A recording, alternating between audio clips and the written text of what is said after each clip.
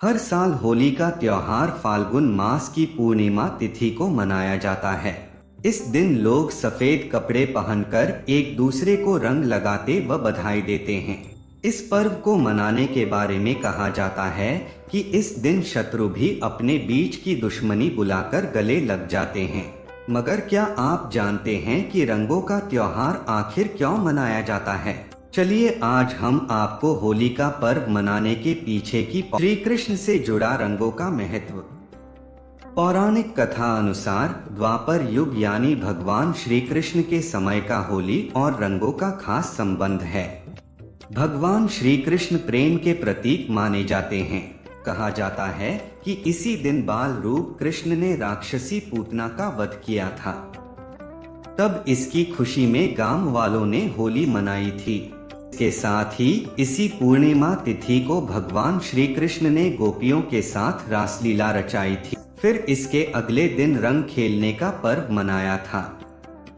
अन्य कथा अनुसार मथुरा में जब श्री कृष्ण होली का उत्सव करते थे तो उसमें वे कई रंगों का इस्तेमाल करते थे।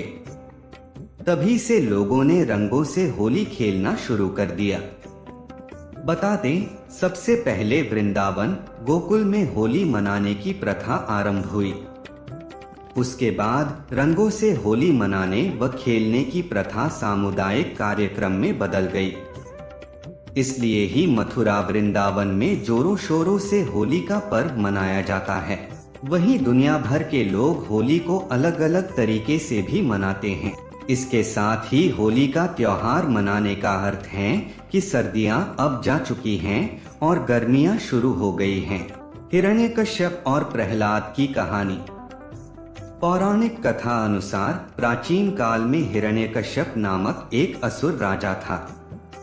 उसने कई वर्षों की तपस्या करके ब्रह्मा जी से वरदान लिया था कि संसार का कोई भी जीव जंतु, देवी देवता, राक्षस या मनुष्य उसे मार ना पाए।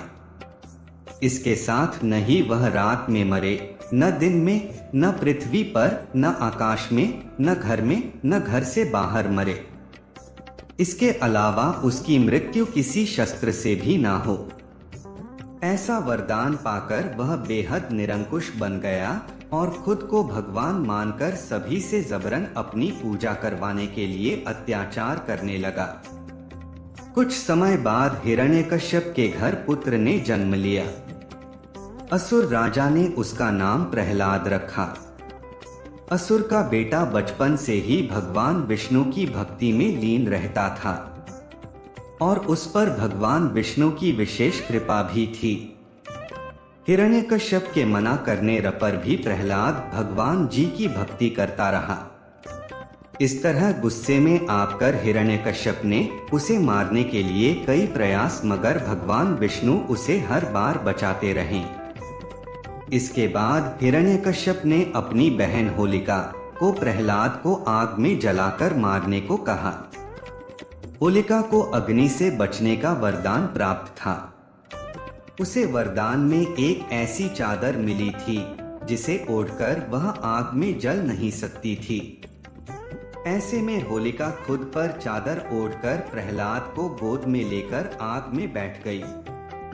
तभी भगवान जी की कृपा से तेज हवा चली और वह चादर उड़कर प्रहलाद पर आ गई। इस दौरान प्रहलाद बच गया और होलिका आग में भस्म हो गई।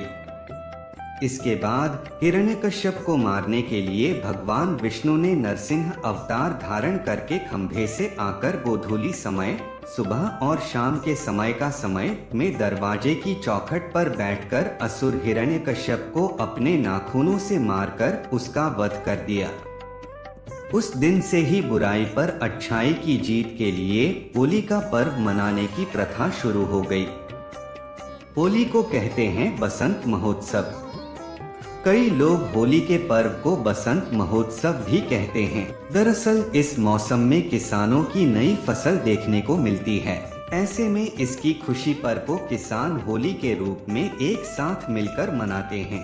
इसी वजह से किसानों के लिए होली का पर्व बसंत महोत्सव होता है। यदि आपको हमारी यह वीडियो अच्छी लगी हो तो आप एक लाइक और सब्सक्राइब कर दीजिएगा। धन्यवाद।